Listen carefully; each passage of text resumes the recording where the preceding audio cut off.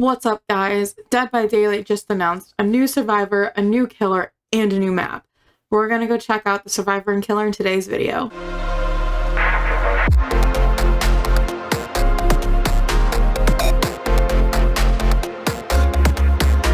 Alright guys, here we are in the PTB. First, because I am a survivor main, we are checking out the survivor. His name is Jonah Vasquez, and keep in mind he is an easy survivor, so when I do read these perks off, keep that in mind.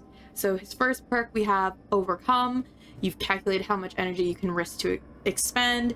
You are injured. The remaining movement speed bonus for 2 seconds longer. Overcome causes the exhausted status effect for 60 seconds. So basically, we have another exhaustion perk. When you get hit by the killer, you get that little speed boost for just a little bit longer. I do actually kind of like this one as someone who's terrible at looping. It's come in handy quite a few times up against the artist. But for my more veteran players out there, you might not get much out of this as a newer player, and this is part of the reason why I said he's definitely new player friendly. And then we have Corrective Action. You quickly analyze problems and correct others' work when they make a mistake. You start with trial with 1 token and gain a token up to a maximum of 5 for every great skill check. When a survivor fails a skill check while cooperating with you, 1 token is consumed and their failed skill check becomes a good skill check. Basically, this is technician for your friends. This might be really helpful if you're not necessarily new, but if you're playing with somebody's new and they need all the slots they can get and can't run technician. This one, again, I personally don't care for this because if you don't feel confident in your skill checks, you should be running technician. I think this one's only really all that helpful if maybe you are a veteran player playing with somebody new. That's really the only time I see this being super useful. I don't really see this one getting run, but let me know what you guys think. We'll go on to our third perk here. It's another boon perk. This one I'm kind of excited for. So when it seems like your number is up, you consider ways to recalculate the odds. Press and hold the ability button near a dull or hex totem to bless it and create a boon totem. Soft times ring out for a 24-meter range. All survivors within the boon totem's range recover 90% faster and can completely recover from the dying state. Basically, this is a boon that gives you unlimited unbreakable. I think this one could be really good. I haven't quite gotten it off yet. I've been able to bless the totem, but in terms of being able to actually use it so far, I think you really got to get a killer who is going for the slug. This perk is very, very anti-slug, because, if you do have a killer that's active, generally they're going to snuff it out before getting you or before going to slug another killer. But I am excited to see this perk in action, just because I think it is a really good combat for, slugging for toxic gameplay. I'm excited to kind of see how this boon actually goes once it's out of the PTB. But let me know, what do you guys think of the survivor? All right, and here we have Dead by Daylight's newest killer called the Artist. As you can see, her powers revolve around crows. So her power, Birds of Torment. Press and hold the power button to charge Birds of Torment. Once fully charged, tap the attack button to summon a dire crow. You can repeat the action quickly by continuously holding down the power button and tapping the attack button again. When at least 1 dire crow is summoned, it stays idle for a limited time. Spawning a new crow will extend the time previously spawned to the dire crow stays idle. Tap the ability button to propel the dire crow into flight. Dire crows can inflict damage for a short distance when flying. This is indicated to the killer by the dire crow's flight path. Once a dire crow continues past the flight path, it will no longer inflict damage, but can now pass through obstacles to reveal nearby survivors using killer instinct.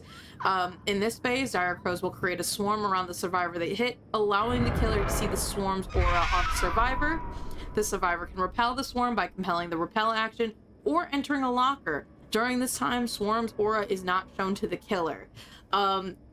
This power, so I've already played against her. If you guys haven't been catching my live stream this week, I've been playing it in the PTB. She's a very strong anti-loot killer because of Birds of Torment. I think it's a really cool power. I think even though she is a strong anti-loop killer, what makes her so particularly powerful now is because her power can go through walls. Survivors just have to get used to the new loops. You can't loop her like you can loop anybody else. And like a couple things to note, having gone up against this in game, the crows go pretty far. She can basically launch her crows halfway across the map. But her crows are able to be combated, or, you know, you can go against the crows by flashlighting them. If you burn them with the flashlight, they go away. That goes for the crows around survivors and their swarm, and that goes to the crow heads that are idle before she launches them. And then for her perks, we have Grim Embrace. Your active servitude to the entity is not gone unnoticed. Each time a survivor is hooked for the first time, you gain a token. Upon reaching 4 tokens, Grim Embrace activates. The entity blocks all generators for 20 seconds. The obsession's aura is revealed to you for 4 seconds. I'm kind of glad I haven't gone up against that yet, because that seems kind of crazy, especially with her powerful attack. Like, so basically saying, like, if Grim's Embrace activates and she can see the obsession, she could shoot you from halfway across the map. But that hasn't been the one I've seen a lot of artists running so far, but I think that one's got a lot of potential for a killer. Scourge Hook Pain Resonance. Overwhelming pain reverberates outwards into chaos at the start of the trial. Up to 4 random hooks are charged into Scourge hooks. You see their auras in white. Anytime a survivor is hooked on a Scourge hook, the generator with the most progress explodes, instant losing 99% progress, and will start to regress. Survivors repairing the generator will scream, revealing their location. So far what I've seen in the game, this one seems to be her one of her more popular perks to have, because it definitely affects things. But as a survivor, I've kind of already figured out the quick counter to this. If you see somebody being hooked, obviously you can stop repairing the generator, and the regression will still occur, the damage will still be done, but if you are not actively repairing it when someone is hooked, you will not scream even if you are standing right next to it. So that one, while it's really good for a killer for seeing what generator has the most progress and where survivors are, it does have an easy counter for survivors. And then we have her Hex Pimento. I really hope I said that correctly. You reveal the true power of totems hidden within their remains. You see the aura of destroyed totems. You can perform a ritual on a destroyed totem to resurrect it as a rekindled totem. The rekindled totems that exist, the more rekindled totems that exist, the greater effects. Sorry, I promise English is my first language. 1 rekindled totem, decrease survivors' healing speed by 20%. 2 rekindled totems, decrease survivors' repair speed by 20%.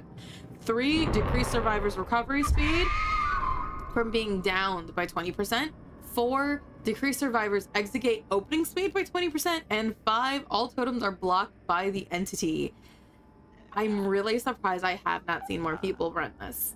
I really think that Dead by Daylight is trying to get killers interested in totems. I think that's kind of what's been going on with boons. That's definitely what's going on with this Hex, because holy cow, that is crazy. And I'm really, this is another, like, 2 of her perks. I'm really kind of grateful that I haven't seen people running them, but I mean, being able to block all of the totems, that's kind of wild. And I think this is going to make for some interesting gameplay, because I think with boon totems, well, so those ones wouldn't be broken down, but I think this is still going to make for some interesting gameplay, because you still have your Nancys and your Jills who have perks that revolve around you cleansing totems. But I guess we're just going to see how these combinations work. I don't think I've seen too many people running this Hex, but we're going to see what happens when it comes out of PTB. I really wish I could show you guys the new map, because I think it's absolutely gorgeous.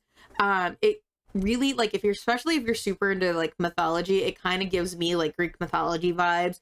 It's a really bright map for Dead by Daylight, and it gives this feeling of, like, a huge open space. So obviously there's still a barrier, but I mean, if you guys want to check out my stream from last Tuesday, November 9th, my reaction to it, like, I was completely awestruck seeing the new map for the first time, and I'm really excited for it to come to Dead by Daylight. I'm actually really excited for all of these characters to come. Like, this new content is really, really cool. The only thing is I really hope that when it comes that it doesn't break the game. But what do you guys think? What perks do you guys like the best? Who do you think is better? Do you think Jonah or the artist is going to be the better of the two? I kind of say I really, really like the artist. I'm really excited to see her come out and play more. You know, like she's hard to loop now, but I think she's gonna make for really fun matches. And as always, if you guys enjoy my content, please like this video and subscribe to my channel. Subscribe so you can catch me when I'm live and you can see gameplay of these characters for yourself.